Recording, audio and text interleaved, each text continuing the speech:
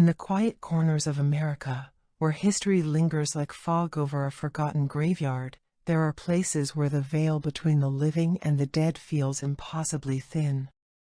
From the creaking floorboards of abandoned farmhouses in the Midwest to the shadowy alleys of New Orleans, stories of the paranormal persist, whispered by those who've seen things they cannot explain.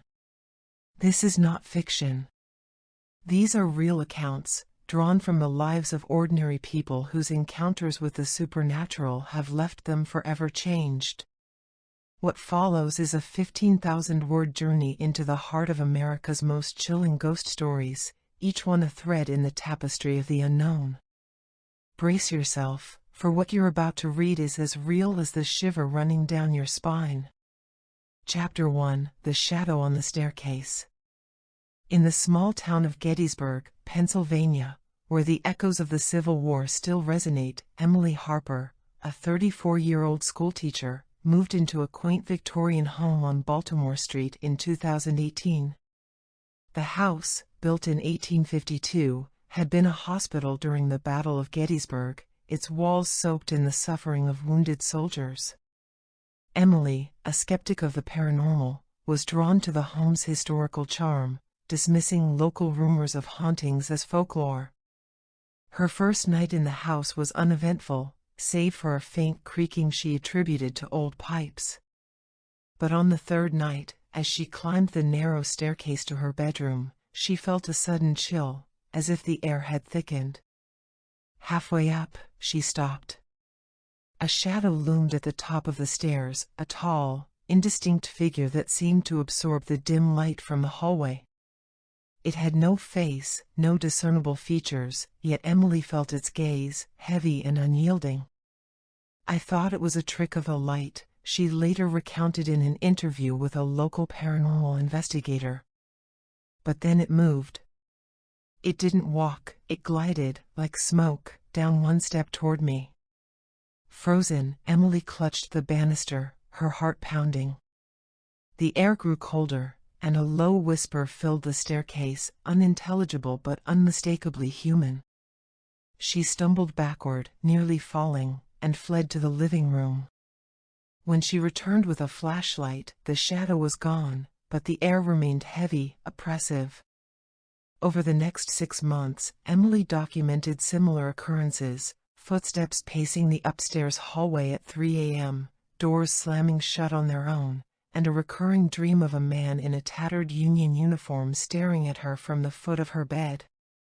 She began researching the house's history and discovered it had been a makeshift morgue after the battle, with bodies stacked in the basement. A local historian confirmed that a soldier named Private James Callahan had died on the staircase, his wounds untreatable. Emily reached out to a paranormal team, who conducted an investigation in 2019. Using EVP, electronic voice phenomenon, equipment, they captured a clear voice saying, "Leave this place." The team's medium claimed to sense a male presence, angry and territorial, tied to the staircase. Emily moved out shortly after, unable to shake the feeling of being watched. The house remains on the market today, its current owners reporting similar disturbances. Gettysburg, with its blood-soaked history, is no stranger to such stories, but Emily's account stands out for its vivid detail and the undeniable evidence captured on audio. Her experience is a stark reminder that some wounds of the past never heal, and some spirits never rest. Chapter 2: The Girl in the Mirror. In rural Alabama, near the town of Selma, a family of 4 moved into a 1920s farmhouse in 2015, hoping for a fresh start after a difficult divorce. The Thompsons, Mark, his second wife Laura, and their 2 children, 12-year-old Sarah and 8-year-old Ethan, were charmed by the sprawling property, despite its state of disrepair. The previous owner, an elderly woman, had warned them about odd feelings in the house but offered no specifics. The first sign of trouble came from Sarah. A quiet, introspective girl, she began spending hours in her bedroom, staring into an antique mirror that hung on the wall. The mirror, with its ornate brass frame, had been left behind by the previous owner. Sarah claimed she saw a girl in the reflection, not herself, but a pale, gaunt figure with dark eyes and a tattered dress. "She doesn't talk," Sarah told her parents. "She just watches me." Mark and Laura dismissed it as an overactive imagination, but Sarah's behavior grew stranger. She stopped eating, became withdrawn, and started drawing pictures of a girl with no mouth. One night, Laura woke to find Sarah standing in front of the mirror, whispering to it. When Laura asked what she was doing, Sarah replied, "She says her name is Abigail. She says she's lonely." Laura, unnerved, removed the mirror from Sarah's room and stored it in the attic. But the disturbances didn't stop. Ethan began waking up screaming, claiming a girl was standing at the foot of his bed. Objects in the house, keys, books, even a heavy iron skillet, would move inexplicably, often found in front of the attic door. Laura, a devout Christian, began to suspect something malevolent. The family contacted a local pastor, who performed a blessing on the house. During the ritual, the attic door slammed shut so violently it cracked the frame. The pastor, shaken, recommended they research the property's history. Mark discovered that in 1932, a 10-year-old girl named Abigail Foster had died in the house under mysterious circumstances, her death certificate listing unknown causes. Neighbors whispered that Abigail's mother, grieving and unstable, had locked her in the attic during a mental breakdown, where she starved. The Thompsons hired a paranormal investigator, who used a spirit box, a device that scans radio frequencies to capture potential spirit voices. During the session, a child's voice came through clearly, saying, "Don't leave me." The investigator also captured an image of a small, shadowy figure in the attic, standing near the spot where the mirror had been stored. Unable to cope, the Thompsons moved out in 2016, leaving the mirror behind. The house has since been abandoned, but locals report seeing lights flickering in the attic at night. Sarah, now in her 20s, still refuses to look into mirrors, claiming she sometimes sees Abigail's face staring back. Chapter 3: The Phantom Hitchhiker of Route 66. Route 66, the iconic American highway stretching from Chicago to Santa Monica, is steeped in legend. Among its many tales is the story of the Phantom Hitchhiker, a recurring apparition reported by drivers in the desolate stretch between Amarillo, Texas, and Tucumcari, New Mexico. The most detailed account comes from Daniel Ruiz, a truck driver from Oklahoma, who encountered the entity in 2020. Daniel was hauling freight late at night, his radio crackling with static as he navigated the empty road. Around 2 a.m., he spotted a figure standing by the roadside, illuminated by his headlights. It was a young woman in a white dress, her hair disheveled, her arm outstretched as if signaling for a ride. Thinking she was stranded, Daniel slowed his rig and rolled down his window. She looked normal at first, he later told a paranormal podcast. But her eyes, they were just black, like voids. And she didn't blink. Against his better judgment, Daniel offered her a ride. She climbed into the passenger seat without a word, her movements stiff and unnatural. The cab grew cold, and the radio cut out completely. Daniel asked her name, but she only stared ahead, her lips pressed into a thin line. Uneasy, he tried to make conversation, but the air felt heavy, oppressive. After a few miles, he glanced at her, and she was gone. The seat was empty, the door still locked. Panicked, Daniel pulled over and searched the cab, finding nothing but a faint smell of lavender. He drove on, shaken, and reported the incident to a diner in Tucumcari, where locals nodded knowingly. They told him of the lady in white, a spirit said to be a woman named Clara who died in a car accident on that stretch of Route 66 in 1957. She had been on her way to meet her fiancé when her car veered off the road, killing her instantly. Since then, drivers have reported picking her up, only for her to vanish from their vehicles. Daniel's story isn't unique. Dozens of accounts, dating back decades, describe a similar figure, a woman in white, silent and eerie, who disappears without a trace. Some drivers report hearing a faint scream as she vanishes, others a whisper of "I'm sorry." In 2021, a paranormal team investigated the stretch of road, using thermal cameras and EMF detectors. They recorded unexplained temperature drops and captured a fleeting image of a female figure standing by the highway, her form dissipating into the night. The phantom hitchhiker remains one of Route 66's enduring mysteries, a reminder that some souls are forever bound to the roads they traveled in life. Chapter 4: The Crying Child of the Bell Witch Cave.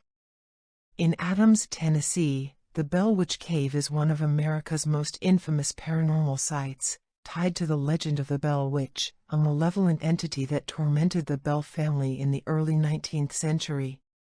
While the original Bell farm is gone, the nearby cave is said to be a focal point for the entity's lingering presence. In 2017, a group of college students from Nashville visited the cave, seeking thrills. What they found was far more terrifying than they expected. The group, consisting of Mia, Jake, Tyler, and Rachel, entered the cave with a local guide, who warned them not to stray from the designated path. The cave, a labyrinth of narrow passages and jagged rocks, felt claustrophobic, the air damp and heavy. As they ventured deeper, Mia, a photography major, began taking pictures. In one photo, she noticed a faint, childlike figure in the background, a small boy in old-fashioned clothing, his face blurred. "I thought it was a glitch," Mia said in a later interview. "But then we heard it, a child crying, like he was in pain. It was coming from deeper in the cave." Against the guide's protests, Jake and Tyler ventured toward the sound, their flashlights flickering. The crying grew louder, more desperate, until it abruptly stopped. In its place came a low, guttural laugh that echoed through the cave. The group panicked, scrambling to find the exit. As they fled, Rachel felt something tug at her jacket, as if trying to pull her back.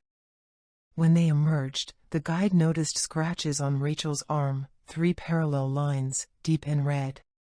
The students later learned of the cave's history. In the 1820s, the Bell Witch, a spirit named Kate, according to legend, had tormented the Bell family, particularly their daughter Betsy.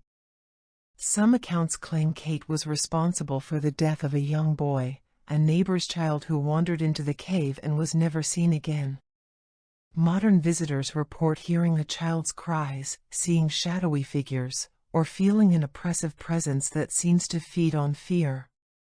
The students' photos were analyzed by a paranormal researcher, who noted that the childlike figure appeared in multiple shots, always in the same corner of the cave. An EVP session conducted later by a different team captured a faint voice saying, "Help me." The Bell Witch Cave remains a magnet for paranormal enthusiasts, but locals warn that some who enter never feel the same again. Chapter 5: The Haunted Asylum of West Virginia.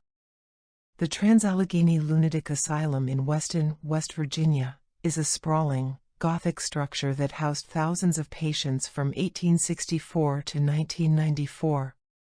Its history is marred by overcrowding, inhumane treatments, and countless deaths. Today, it's a hotspot for paranormal tourism, but one incident in 2022 stands out as particularly chilling.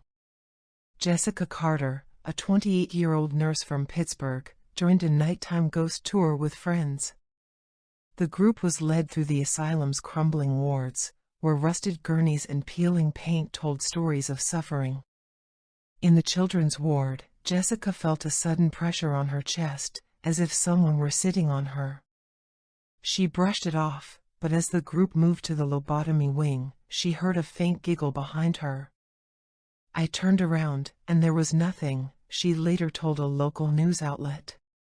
But I felt it, something brushed my hand, like tiny fingers. The tour guide, accustomed to such claims, suggested they use a spirit box. The device crackled, then produced a clear voice, "Stay with us." The group froze as the temperature in the room dropped 10 degrees. One of Jessica's friends, Mike, began to feel ill, his face pale. He later said he saw a small girl in a hospital gown standing in the corner, her eyes hollow. The group's photos from that night showed orbs, bright, circular anomalies that paranormal experts associate with spiritual energy. A follow-up investigation by a professional team captured footsteps echoing in an empty hallway and a shadow moving across a wall. Historical records revealed that the children's ward was notorious for neglect, with many young patients dying of malnutrition or untreated illnesses. Jessica hasn't returned to the asylum, but she keeps a photo from that night, a faint outline of a child's face in a window, visible only when the image is brightened. The Trans-Allegheny Asylum continues to draw visitors, but stories like Jessica's remind us that some places hold on to their pain long after the living have left. Chapter 6: The Watcher in the Woods. In the dense forests of Oregon's Mount Hood National Forest, a hiker named Ryan Kessler vanished for 3 days in 2019. When he was found, disoriented but unharmed, he told a story that baffled rescuers and sparked a wave of paranormal speculation. Ryan, an experienced outdoorsman, had been hiking a familiar trail when he noticed an unusual silence, no birds, no wind, just an eerie stillness. As dusk fell, he felt watched, the sensation growing stronger with each step. He set up camp, but around midnight, he heard whispers outside his tent, soft, indistinct voices that seemed to circle him. Peering out, he saw nothing but darkness. The next morning, Ryan found strange markings around his campsite, small, bare footprints in a perfect circle. He packed up, intending to head back, but his compass spun wildly, and his GPS failed. For 2 days, he wandered, hearing the whispers grow louder, more insistent. On the 3rd day, he saw it, a tall, gaunt figure standing among the trees, its face obscured by shadow. It didn't move, but Ryan felt an overwhelming urge to follow it. "I don't know why I did it," he later told park rangers. "It was like I wasn't in control." The figure led him to a clearing, where he found a stream he recognized. The moment he stepped into the clearing, the figure vanished, and his compass began working again. Rescuers found him hours later, dehydrated but alive. Ryan's photos from the trip showed nothing unusual, but a local paranormal group investigated the area and recorded unexplained EMF spikes and a faint voice saying, "Lost." The forest has a history of strange occurrences, with Native American tribes warning of spirits that guide, or mislead, travelers. Ryan's story aligns with others who've reported seeing a watcher in the woods, a presence that seems to toy with those who stray too far. He hasn't returned to Mount Hood, and he now carries a protective charm, unwilling to tempt fate again. Chapter 7: The Ghost Ship of the Great Lakes.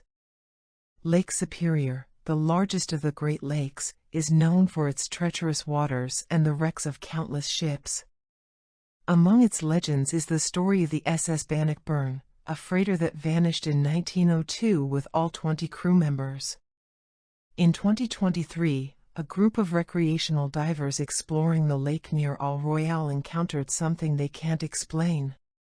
Led by Captain Tom Erickson, the divers were searching for uncharted wrecks when their sonar picked up an anomaly, a large, ship-like structure in 300 feet of water.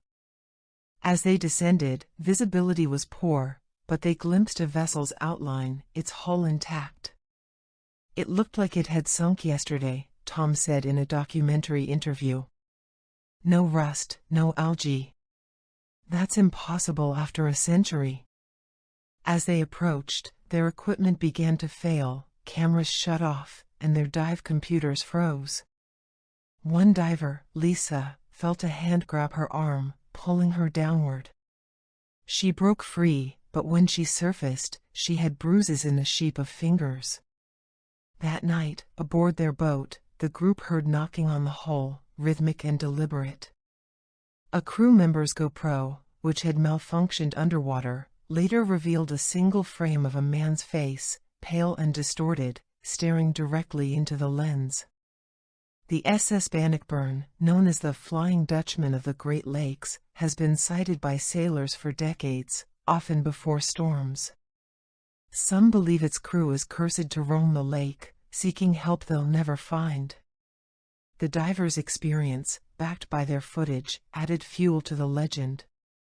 Tom has since retired from diving, haunted by the face in the frame. These stories, spanning the breadth of America, share a common thread: the persistent presence of the unknown. From the battle-scarred streets of Gettysburg to the icy depths of Lake Superior, the paranormal weaves itself into the fabric of our reality, defying explanation. These are not tales of fiction but accounts from real people, teachers, hikers, divers, whose lives were altered by forces beyond comprehension. The evidence, from EVPs to photographs, suggests something lingers beyond what we can see, touch, or understand. What do these encounters mean? Are they echoes of the past, trapped in places of trauma? Or are they something more, a glimpse into a world that exists alongside our own? The answers remain elusive, but the stories endure, passed down through generations, whispered in the dark. Have you experienced the unexplainable? A shadow in the corner of your eye, a voice in the silence, a touch when no one was there? Share your story with us. Your account could be featured in our next documentary, shedding light on the mysteries that surround us. Don't let fear silence you. Join the conversation and explore the unknown with us. For more chilling tales and to connect with others who've seen beyond the veil,